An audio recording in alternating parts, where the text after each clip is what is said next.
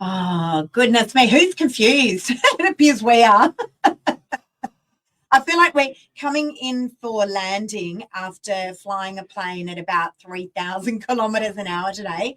It has been chaos here in real estate land. We're going to talk about it tonight. Rents up, prices down. Turn on Channel 9 News, you hear one thing. Turn on ABC News, you hear another. Turn on Sky News, you hear something else. Anti-money laundering. Who's confused? Anti-money laundering, 1st of July. Yeah. All agents, brokers, banks are responsible for watching who's buying property and asking weird questions to people that are buying. It's a lot of change. There's been, in the last 12 weeks, there has been so much change, so much turbulence in the market. It's been, people are hungry for, where am I at? What's happening? So we thought tonight we'll come on live, we'll have a chat. It's a live show. So if you want to ask questions, pop them in the chat. We will answer them. Make sure you're watching Novak on Facebook and pop it in the chat. We'll answer them live on stage. And I think everyone thinks, and I keep saying this, but I think everyone thinks it's literally Armageddon out here in real estate world. It has been so busy today, guys. And no, this is not us talking the market up. Property prices are down. Right, that's the factual information now. Have they gone down 30%? No. If you see a price guide on a property that is, let's call it $800,000 and you offer $650,000, don't be disappointed when your offer doesn't get accepted, like what happened to me today with a buyer. It's like, well, what did you expect? You offered $200,000 under the guide. It wasn't exactly that property or that price, but you get the gist. There's different markets happening at the moment, guys. There is the property market. There is the rental market. There is the lending market. There is the commercial market. And guess what? They're all doing different things. They're all moving in different directions. There's building. And there's the building market. Yep. There's the building market. So there is a lot. We're going to give you some clarity tonight. Yeah. Let's break it down. We're going to mush it all up together and give you what we're hearing and seeing people out there doing. But as a message out there, I guess the strongest thing I feel really passionate about is it's been a really, really good property market the last 100 years, and it's going to be a really, really good property market the next 100 years. That's it. I don't care where you are in the cycle. When you pin it 10 years down the track, it's always double. And is it going to continue like that? Absolutely. We are a great country, Australia. We are safe.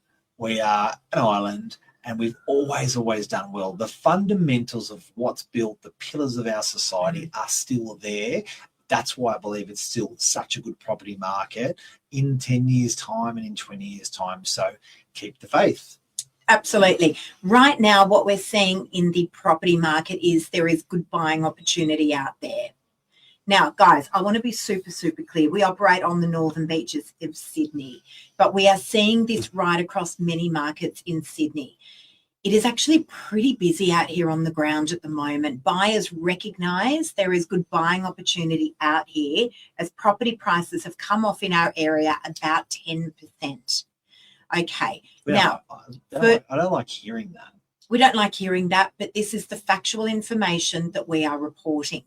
Now, the buyers at this stage in the property market, although today has been extraordinarily busy, as in I'm currently negotiating on a handful of different offers at the moment on different properties. That's the truth. Vendors also understand that the property market has softened a little bit. But hear me clearly, guys. There is no bell that rings when we have hit the bottom of the market. It's time to buy. And the only time that you know when the market has turned and is starting to come up is when you have missed the market. Now, right now we're seeing really great buying opportunity, aren't we? Yes. We're seeing great buying opportunity out there. But there's a number of levers that I just want to talk about that property prices are driven by, and it's driven by much more than supply, and I've actually broken it down here. Property prices are influenced by demand versus supply. When there is more demand than there is supply, we usually see these property prices come up. Borrowing capacity. What's that? In control of the government. What do you want to... I just think that I know everyone goes on about ability to borrow, but these constraints are put on by government. Yep. So if they want to ease back on these constraints or double down on these constraints, they easily can. So, don't be thinking that borrowing's always going to be like this. In the event of the market getting a little bit tough, the banks can just ease off the handbrake a little bit. Yeah. So I know people are like, oh, the bank won't give you the money. Well, the government's told them to tighten up on lending, and then they did. That's right. But it doesn't stay like that forever now. I know that's not the answer. I know that's not the answer you'll want me to say. No, but it's true. It's true. Borrowing capacity, these are the levers, guys, that control property prices, right? I'm going to go through them quickly because we've got lots to cover. Borrowing capacity, interest rates, I think that's the obvious one there. Consumer confidence. Now, what we're seeing at the moment is young Billy goes to a dinner party on the weekend and he goes and talks to Auntie Errol, who has bought a property back in the 1970s. Yeah. And she said, Billy, don't buy, the market's going to crash. And Billy listens to Auntie Errol, who bought a property back in 1972. Yep. Be careful, guys, who you take your advice from. Yep. Buyer confidence is another one. Government policy, Mark, you just addressed that. Employment, household incomes, population growth. Now, that's a big one. That's a big one. Brendan's here. Because we're talking about, hey, Brendan, make sense of the world for us. Yes, we're going to wrap that up in just a moment for you. Obviously there's a big thing at the moment on immigration. Governments open the floodgates on immigration. Where are we going to put all these people? Can't see too many cranes in the sky here on the northern beaches. And this is where things start to get a little bit tricky, because where do we put all the people? And when we have more demand than we do supply, up go the property prices. That's factual. Yep. Factual. That can be immigration, that can be lack of building, whatever it may be. Well, that's all slowed down as well. Yeah. What are we seeing, Mark? I mean, you work a lot in the, in that development sector. You're working with a lot of developers. Available builders.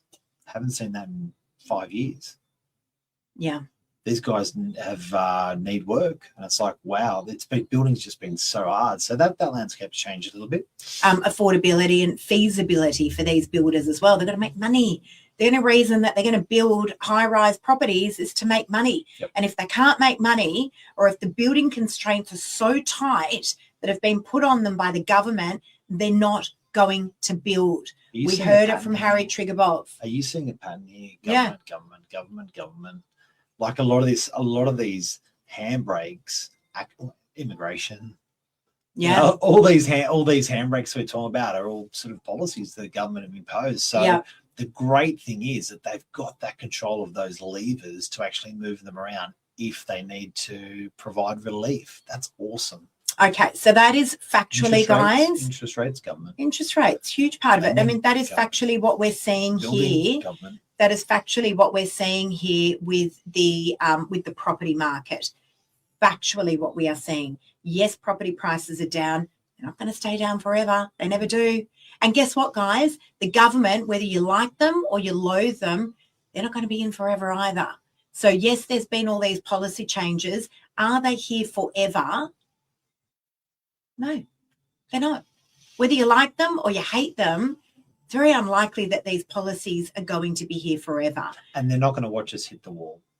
You saw how proactive they are. Relative to the government was, you saw how proactive they are through the GFC 1, through the GFC 2, through the recession, through COVID. Very proactive. Like them or hate them, they fixed stuff that was broken. They can't afford for the property market to crash. I love Harry Triggerbov. They can't afford for it to happen. Harry Triggerbov, the biggest developer in the country, says, I'm good. And they go, what do you mean you're good? And he said, I got the best partners in the world. They go, partners? You don't have any partners.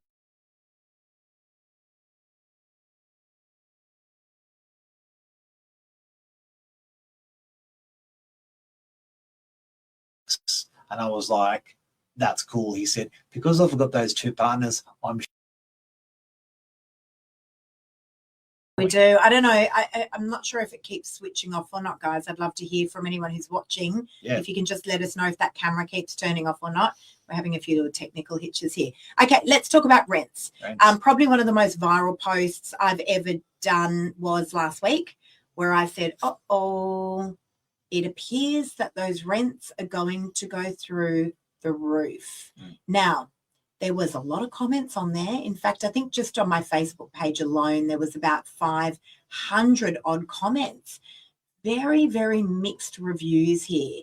People saying, you're an idiot. Why would you think rents are going to go up? That was some of the comments. Other people were saying, that person's an idiot. How can they not see that rents are going to go up? Greedy landlords. Well, in inverted commas.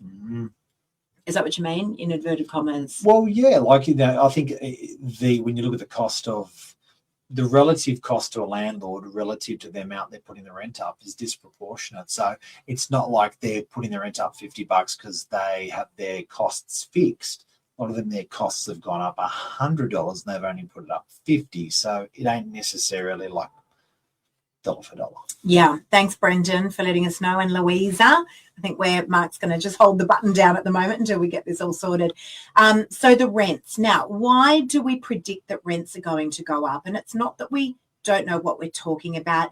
Guys, we manage 2,000 properties here on the Northern Beaches. We manage more property than most agencies do in the country. So we've got a pretty good scope on what's going on with those rents. Now, we do not entice our landlords to continually put rent up. No. A landlord can only put their rent up if they want to, and it can only be done once a year.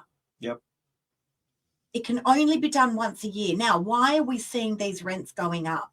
And again, we're talking about on the Northern Beaches, because if you kill the farmer, Mark, being the landlord, which you talk about a lot, then we're going to have less rentals. No crops, nothing to eat. So we need to look after the farmers, which are our landlords, because they're planting the crops, call them properties, and people are going to live in those.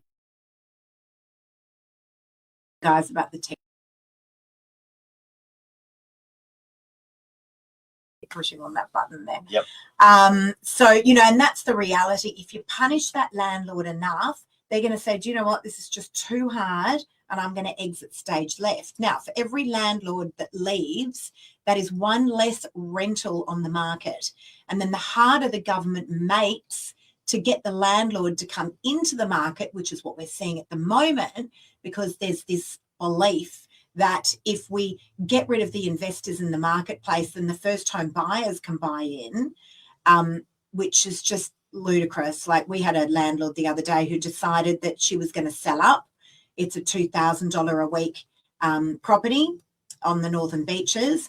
No first home buyer is going to be buying into that property. That's one less rental that we have for you guys, the tenants. So as we shrink that supply, up go the rents. How much have rents gone up in the last 10 years? Have a guess, guys. Have a guess. Yeah, I don't actually have those stats on me. Louise got to say something. I'm going to say. Come back to that question. I'm going to say those rents have gone up in the last 10 years.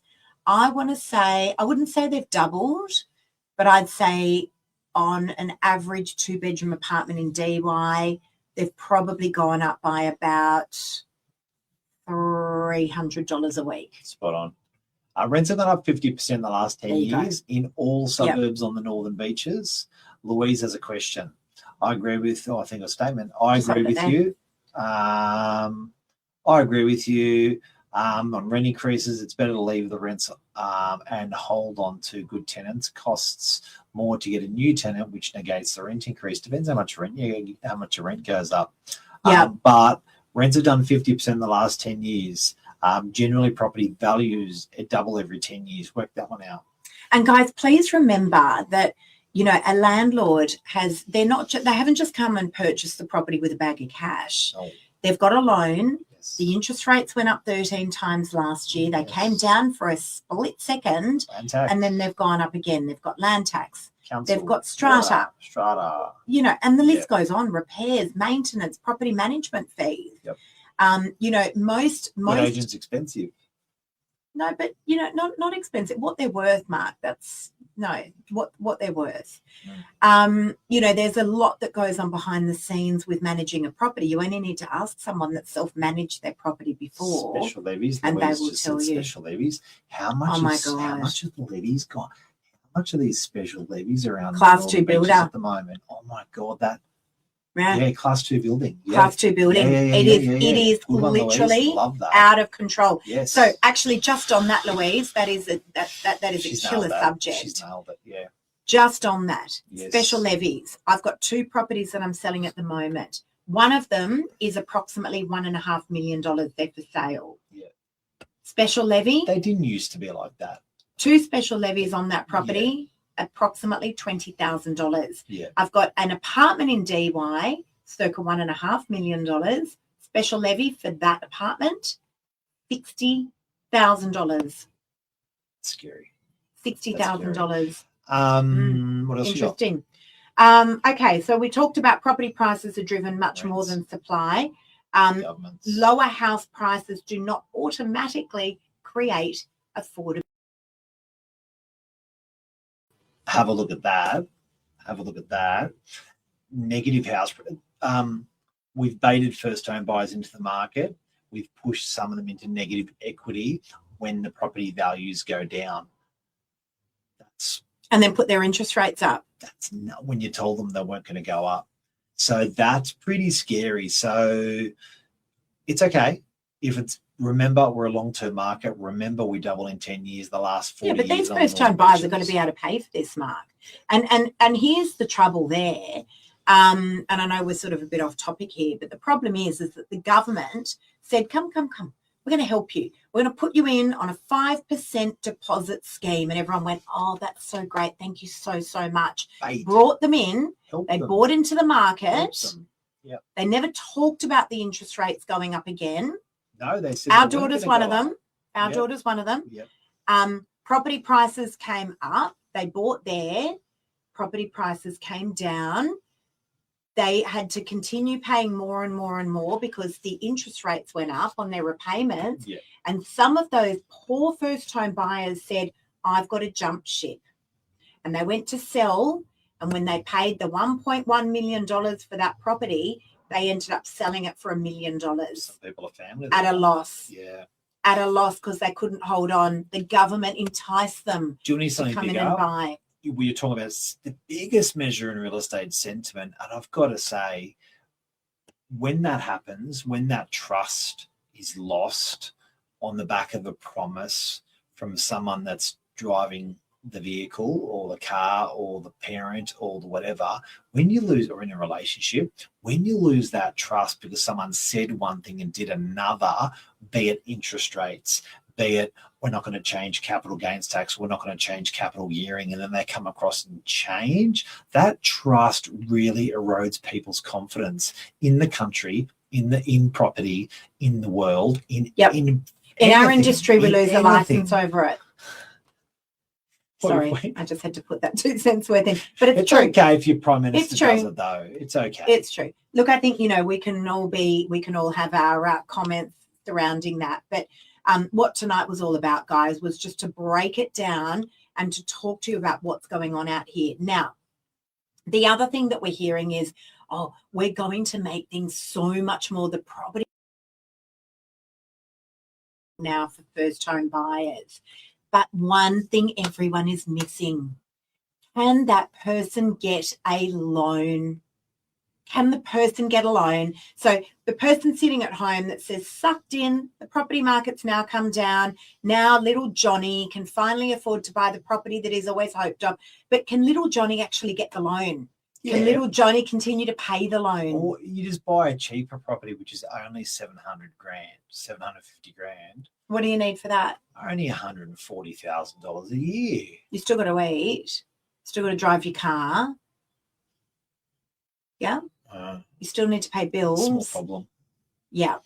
But that is the reality I don't actually of this. I believe little Johnny can actually earn a lot less and still afford that property. But the assessment criteria for little Johnny is sitting at $140K. That's not what he needs to earn. Little Johnny's not going to wipe himself out if they give him a loan. But there was a young lady. Interesting how hard they assess it, though. It's interesting. There was a young lady who was just in the office, first home buyer. She came in with her parents, and she's just working, walked out just 1 minute before we walked in. Literally, she's working 3 jobs. Has the last 3 jobs. 10 years. I don't know. I don't meet too many young people these days that are working 3 jobs. She's working 3 jobs so she could buy a property and she can make those repayments. That's pretty impressive. And then when you said that, when she said that to you, her mum turned around and said, "Does she look all right?" We go, "What?" Mum goes, "Look at her. She did. She hasn't died. We haven't killed her." She said she's worked hard and she's done well and she's got reward for it. I was like, yeah, rich to you. But guys, can I just keep this really simple just to wrap up?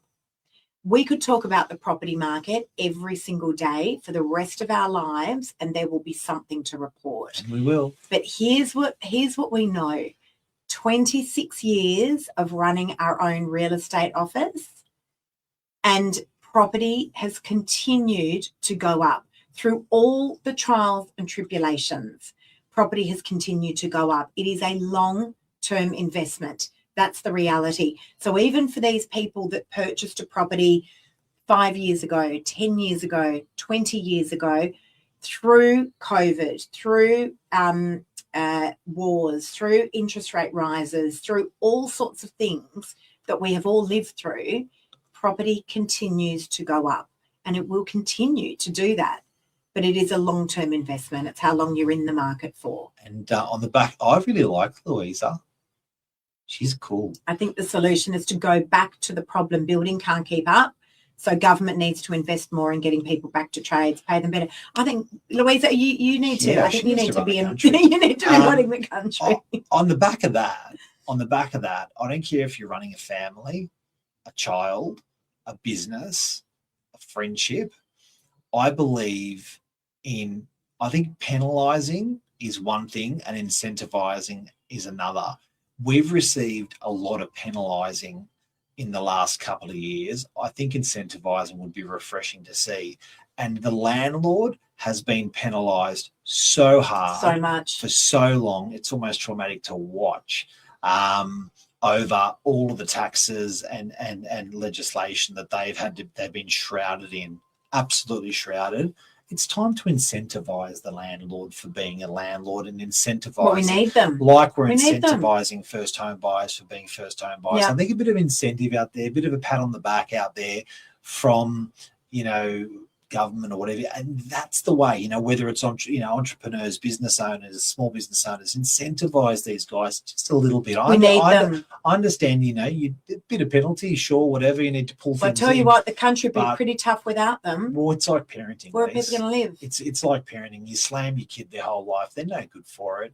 You incentivise the kid, they're probably better for it. And I think running a country is a little bit like that. Yeah. It's, and listen, it is tough. There's no doubt about it. We witness it firsthand, guys. You work we really harder do. when it's tough. That's it. But, the reality is that property has been very kind to a lot of people. We do need the landlords. Because without them, they're not able to supply housing to all of the tenants. Yep. So, it has been tough out there. Hard work. For quite some time. Work. It has been busy. The show definitely goes on, that's for sure. And I'd love to go back and rewatch some of these episodes in a few years' time. Like we said at COVID, and we did, and it was cool. Stock's low. That's something that's also interesting. Stock levels have dipped dramatically. What usually happens when stock levels are low? Property prices go up. Anyway, let's watch this space. Guys, thank you so much. Have a great night. Thanks for joining. Thank you for being so wonderful. Interactive tonight. Yeah, there's been lots of other comments we couldn't show, unfortunately, but there were so many. But guys, love you. See you guys. Bye.